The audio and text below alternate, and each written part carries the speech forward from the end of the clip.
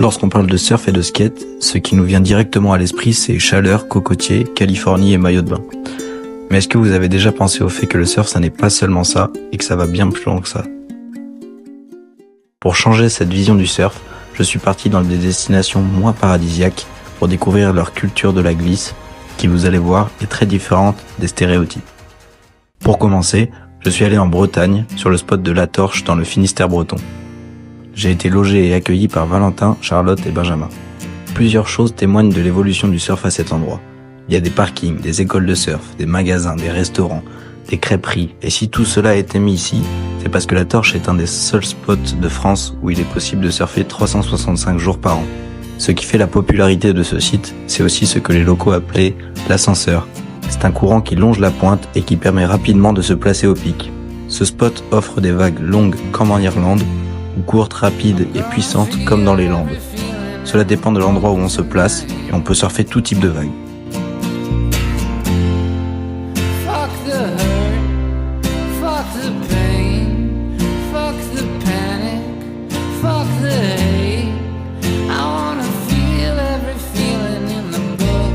La chose vraiment folle, c'est que malgré cette pluie et cette fraîcheur bretonne, cette région est hyper chaleureuse et super accueillante, avec des locaux super gentils, qui m'ont expliqué comment marchait le spot et les choses à faire ou à éviter. En plus de ça, la Fédération française de surf a décidé d'installer un pôle de formation pour les jeunes. Il y avait donc un sacré niveau à l'eau, avec des jeunes 2 fois plus petits que moi, qui envoyaient des manœuvres 5 fois mieux réalisées que les miennes.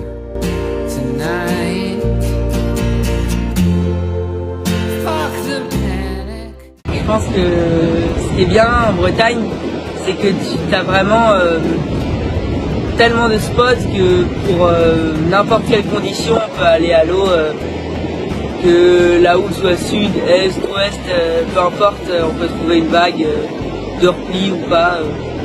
Donc c'est ce qui est bien, je trouve. Et par rapport aussi au monde, du coup il y a tellement de spots différents, donc il n'y a pas forcément beaucoup de monde. Bah, franchement c'est assez familial, c'est cool. Tout le monde se connaît quasiment. Donc à chaque fois quand on est à l'eau, on parle, on rigole entre les séries, puis après on se bat pour la vague. Donc c'est fun. Et pourquoi tu conseillerais de venir surfer en Bretagne? Bah après si vous voulez vous venez, mais sinon on peut rester à pas beaucoup aussi, c'est cool.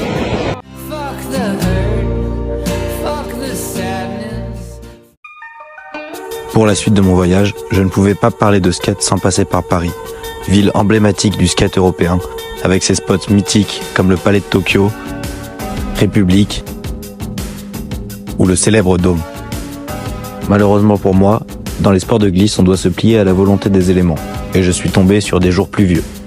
Heureusement, j'ai réussi à trouver un spot abrité sous le Palais de Tokyo, avec une barre de slide à disposition. Le sol est fait en marbre et c'est une matière hyper cool à skater car c'est tout lisse. Le Palais de Tokyo est un musée d'art contemporain où la présence des skateurs a toujours fait partie du paysage. C'est d'ailleurs ce mélange de cultures qui crée une ambiance si spéciale. Le lendemain, j'ai pu aller skater le spot de République, qui depuis son réaménagement, il y a 15 ans, est devenu un spot incontournable, notamment grâce à l'îlot central, parfaitement intégré à l'architecture de la place.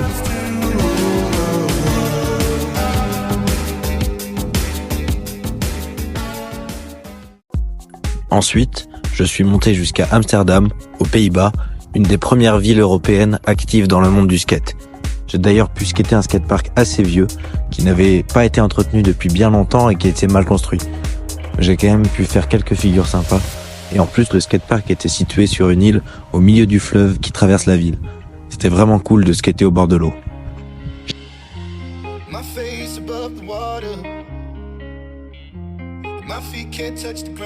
Touch the ground and it feels like I can see the sands on the horizon every time you are not around.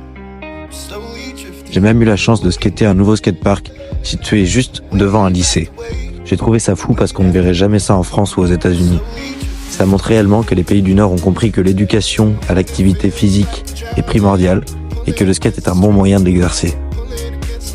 Enfin, j'ai eu la chance de skater un des plus gros skateparks intérieurs des Pays-Bas, avec plein de modules, de rampes, de rails, et en plus, j'ai pu skater avec 6 ou 7 Néerlandais, et on a fait des Game of Skate. C'est un jeu où tu dois imposer une figure et si l'autre n'arrive pas à la reproduire, il prend une lettre. Et le premier qui arrive à SKATE a perdu. L'ambiance était vraiment cool et on s'est vraiment poussé vers le haut. Peu importe la différence d'âge entre nous.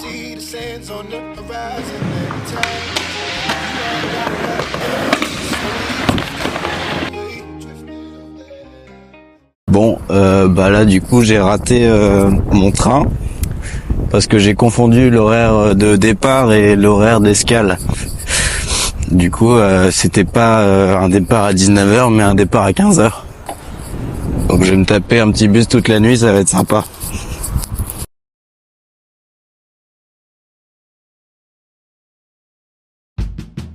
Dans la continuité de mon voyage, je suis allé découvrir la culture skate allemande à Hambourg. Et il ne faut pas oublier qu'au départ, le skate c'est une pratique un peu rebelle, comme on peut le voir avec ce skatepark caché derrière un bâtiment occupé par les anarchistes. Mais pour nous parler du skate en Allemagne, je pense qu'il n'y a rien de mieux que Joel, un skateur allemand, qui va nous expliquer. The infrastructure in Germany for skating is very good. I think we have a lot of skate parks, a lot of opportunities to go skating, especially in the big cities. For example, Hamburg, but also Berlin, München, Frankfurt. In the big cities, you have the best skate parks, but also in the small towns. So I think the infrastructure is pretty good. I think that's also a good point in Germany. Everybody respects each other, and yeah, so there's a good atmosphere between the skaters. We have skaters, but it's by far not the most popular sport we have in Germany. But I think we have a lot, and the skaters get more and more. Ensuite, je suis allé faire du wakeboard sur un lac en périphérie de Hambourg. C'est un des sports de glisse aquatique les plus développés en Allemagne, avec plus de 70 installations comme celle-ci. Le principe est simple. Un câble tourne tout autour du lac et un palonnier y est accroché. Il suffit de l'attraper pour être tracté sur le tour du lac. Et évidemment, il y a des modules sur l'eau. C'est un mélange de snowboard et de surf, et les sensations sont vraiment dingues. Ça montre encore une fois que même si les Allemands ne peuvent pas beaucoup surfer, ils s'adaptent et trouvent d'autres manières de glisser sur l'eau.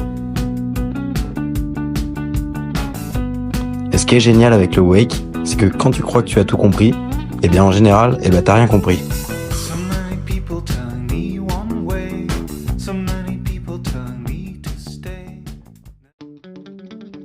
Je suis ensuite remonté jusqu'à Copenhague en train. C'était d'ailleurs un des plus beaux trajets de train de ma vie. Cette ville pleine d'histoire et de beaux monuments est également la ville la plus active et la plus réputée d'Europe, avec Barcelone sur le plan skate. J'ai pu y assister dès le premier jour en regardant les locaux envoyer des figures de dingue. Malheureusement, moi j'étais trop courbaturé à cause du wake pour aller faire quoi que ce soit.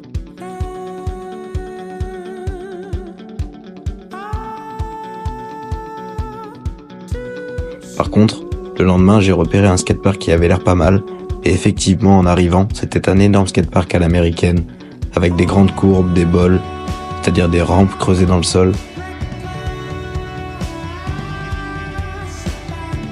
et même des énormes rampes appelées vertes. C'est là qu'on voit qu'on est réellement dans une culture du skate omniprésente. En France, on verrait rarement un groupe de papas aller skater dans des énormes rampes un petit mercredi après-midi. Il y avait des skateparks à chaque coin de rue, comme cette mini-rampe hyper cool où j'ai pu skater avec des locaux qui m'ont aidé dans mes figures. J'adore l'esprit d'entraide et de partage qu'il y avait et que l'on ne retrouve pas toujours en France.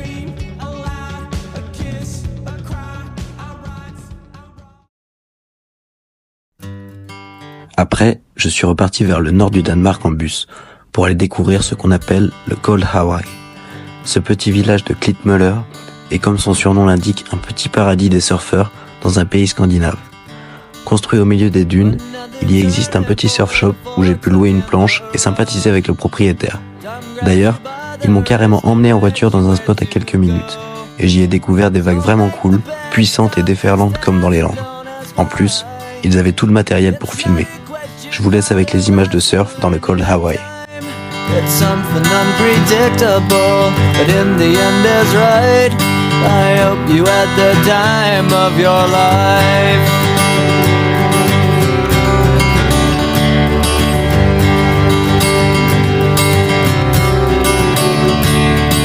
So take the photo photographs and still frames in your mind, hanging on a shelf in good health and good time.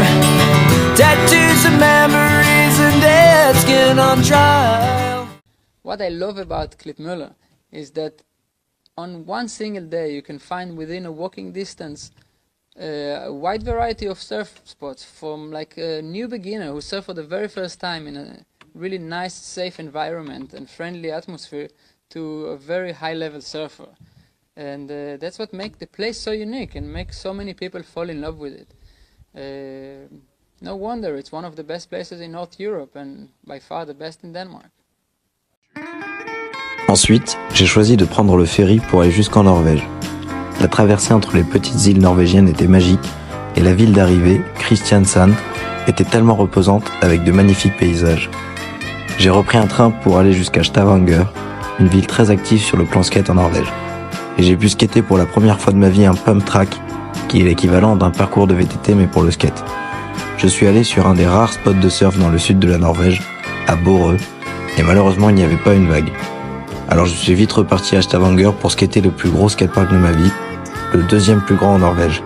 Tout en béton lissé, ça se voit que le skatepark a été réfléchi et était très bien aménagé.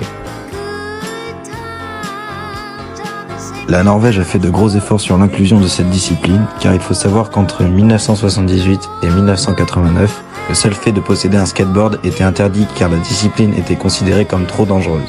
C'est grâce aux skateboarders qui ont continué en secret que maintenant, ce pays possède de grandes infrastructures.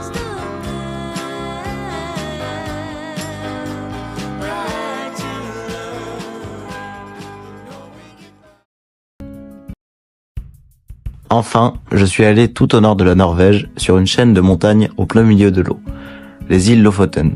L'objectif était de traverser les îles avec un ami et des gens qu'il avait rencontrés. Le choix des Lofoten n'était pas anodin. C'est un des meilleurs endroits pour surfer dans les pays scandinaves. J'ai rencontré une employée du surf camp qui a passé 6 mois dans cet endroit. Et je pense qu'elle peut mieux expliquer que moi la culture du surf dans les Lofoten. Et je conseillerais d'aller surfer là-bas rien que pour pouvoir dire ouais, j'ai surfé dans l'océan Arctique. Rien que ça, c'est exceptionnel. Et puis les paysages vraiment le surf n'importe où, c'est une activité de dingue, mais là-bas, ça a quelque chose de vraiment spécial. Entre les surfeurs, il y a vraiment que de la bienveillance. Il n'y a pas du tout d'esprit de compétition. On sait que les conditions, elles sont pas faciles. L'eau, elle est très froide et on dépend vraiment de la météo qui est très changeante au Lofoten. Mais tout le monde est là pour s'entraider et c'est vraiment incroyable. Enfin, tout le monde est sympa. On a même trouvé une vieille cabane de surfeurs sur une plage. Elle a été construite uniquement avec les objets récupérés sur la plage et on a même pu dormir dedans. Si vous voulez avoir toute l'histoire de cette cabane, il y a un reportage sur Netflix qui s'appelle Nordforsola. Ce voyage a été une expérience extraordinaire et dans lequel j'ai pu apprendre tellement sur le surf et le skate. J'ai rencontré plein de super personnes et je me suis construit des souvenirs que je n'oublierai jamais.